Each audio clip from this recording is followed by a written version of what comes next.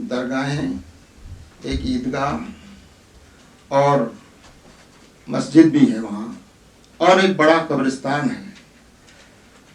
और ये पूरा एरिया तकरीबन 223 एकड़ की ज़मीन उसका रकबा है तकरीबन। 27 और 28 सितंबर की रात में, 27 को शाम से ही वहाँ बुलडोज़र वगैरह इकट्ठे कर लिए गए। बताते हैं लोग कि 30-35 बुलडोज़र थे और बहुत सारी गाड़ियाँ, पुलिस फोर्स वहाँ जमा था। तो लोगों को अंदाज़ा हुआ कि कुछ न कुछ होने वाला है। तो वहाँ पर लोग जमा हो गए, तकरीबन 10-12 हज़ार लोगों की आवाम जो है वहाँ पर बैठ गए। उनको लगा कि शायद ये कुछ होने वाला है, लेकिन प्रशासन जो है वो बराबर ये कहता रहा कि नहीं, कुछ होने वाला नहीं है। कल गवर्नर का यहाँ दौरा है, इसकी वजह से हमने कुछ इंतजाम किए हैं, और बुलडोज़र वगैरह तो इसी तरह कुछ काम चल रहे हैं, उसकी वजह से हमने बुलाए हैं। और ऐसा कोई इरादा प्रशासन का नहीं है कि वो कोई चीज़ वहाँ डिमोलिश करना चाहते हैं। लेकिन लोगों को अंदाज़ा था कि कुछ न कुछ होने वाला है, इसलिए लोग वहाँ बराबर जमे रहे। और 4 बजे के आसपास वहाँ के लोगों ने बताया कि वहाँ के करीब 15 जो वहाँ के लीडर्स थे समाज के, उनको बुलाया गया, ये कह कर के डिस्ट्रिक्ट मजिस्ट्रेट आपको बुला रहे हैं, डिस्ट्रिक्ट मजिस्ट्रेट आपके कागजात देखना चाहते हैं और आप मुतमईन रहिए, कोई कार्रवाई डिमोलिशन की नहीं हो रही है, आप कागजात दिखाइए। सुबह 4 बजे, 4 साढ़े 4 बजे उनको ये कहकर बुलाया गया और सबको ले जाकर वहाँ पुलिस लाइन में उनको एसपी ऑफिस में ले जाकर उनको डिटेन कर दिया गया। और उसके बाद वहाँ 5 बजे के आसपास, सुबह 5 बजे के आसपास बुलडोजर वगैरह से कार्रवाई शुरू की गई। लोगों ने रेजिस्ट किया, लोगों के साथ मारपीट की गई, वहाँ कई ख़वातीन के साथ भी, औरतों के साथ भी मारपीट की गई, और 150 के आसपास लोगों को हिरासत में ले लिया गया, उनको गिरफ्तार कर लिया गया। और फिर 5 बजे से लेकर 1-1.5-2 घंटे तक मुसलसल ये कार्रवाई जो है वो बराबर चलती रही। और इन लोगों ने बताया कि इनको अगले दिन शाम को 8:30 बजे वहाँ से रिलीज़ किया गया, इन लीडर्स को। ये जो मामला है ये 700-800 साल पुराने वहाँ मकबरे हैं, कब्रिस्तान है, ईदगाह है, और छोटी बड़ी मिलाकर करीब 9 दरगाहें हैं। वो पूरा इलाका तकरीबन 1-1.5 किलोमीटर लंबी पट्टी है और उसके पीछे एक बड़ा एरिया है। उस पूरे इलाके को बुलडोज कर दिया गया। सिर्फ एक छोटी दरगाह है और वहाँ एक छोटा सा कब्रिस्तान है, उसको छोड़कर बाकी पूरे इलाके को बुलडोज कर दिया गया। निशानात तक वहाँ मिटाने के लिए उन्होंने बाकायदा मिट्टी लाकर वहाँ पर डाल दी।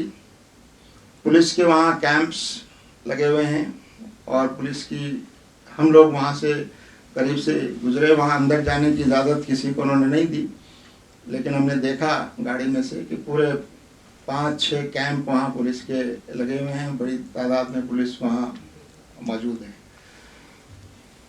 आप सुनकर आपको भी हंसी आएगी कि ये मामला कुछ लोगों की शिकायत पर ये हाई कोर्ट में केस चल रहा है, और हाई कोर्ट में केस चलते हुए अचानक ये कार्रवाई की गई।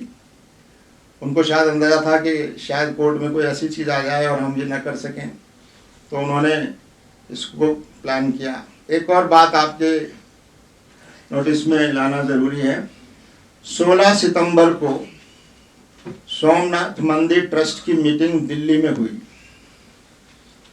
और हमारे प्रधानमंत्री जी उस सोमनाथ ट्रस्ट के चेयरमैन हैं, और उनकी चेयरमैनशिप में यहाँ दिल्ली में 16 सितंबर को ये मीटिंग हुई।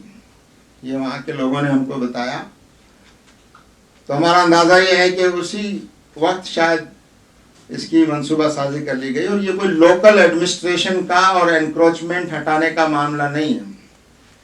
ये पूरा ऐसा लगता है कि यहाँ बिल्कुल केंद्र से यहाँ से उसको बाकायदा प्लान और मॉनिटर किया गया है। और ये बहुत बड़ी घटना है जिसको मीडिया में भी नहीं आने दिया गया एक तरह से। मीडिया में भी आप देखेंगे कि कोई बहुत ज़्यादा खबरें उसकी आपको नहीं मिलेंगी। और ये इतना बड़ा डिमोलिशन है कि अगर आप जाएं देखें वहाँ, आप खुद दंग रह जाएंगे कि आखिर इतनी बड़ी कार्रवाई कैसे।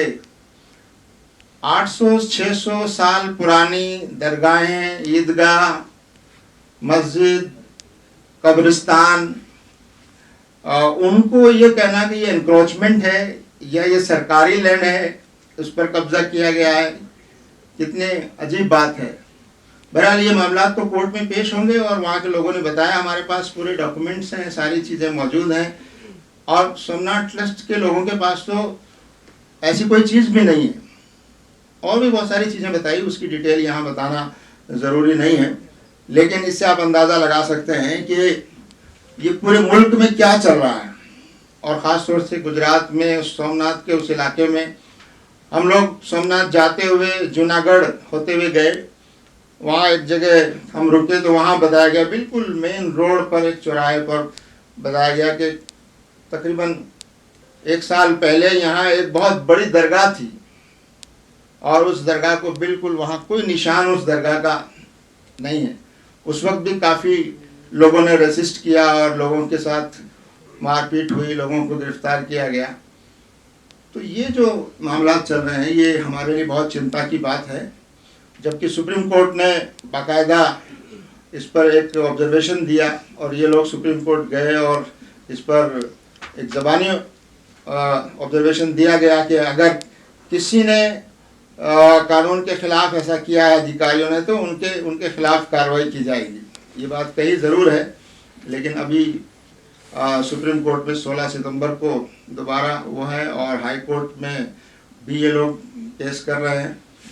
तो वहाँ के लोग काफ़ी सदमे में हैं और बेबसी की हालत में हैं। और प्रशासन जो है उसने एक तरह से वहाँ के लोगों के साथ बहुत ही नाइंसाफ़ी की है और एक पुराना इतना तारीखी जो ऐतिहासिक चीज़ें हैं उनको मिटाने का काम वहाँ पर किया गया है। बहरहाल अदालत में कानूनी कार्रवाई और सब चीज़ें होंगी, लेकिन आप लोगों के सामने ये सूरत हाल सामने रहनी चाहिए कि इस वक्त सरकारें और सरकारों के दबाव में प्रशासन किस तरह बुलडोज़र का इस्तेमाल अपनी नफ़रत की राजनीति के लिए और अपनी ताकत को दिखाने के लिए और एक ख़ास कम्युनिटी को दबाने और डराने और खौफज़दा करने की जो कोशिशें हो रही हैं वो हम सब के लिए, देश के लिए बहुत ही चिंता की बात है। और इस पर हम सबको सोचना पड़ेगा कि आखिर इस देश को किस रुख पर जाने से रोकने की हम सब क्या कोशिश करें।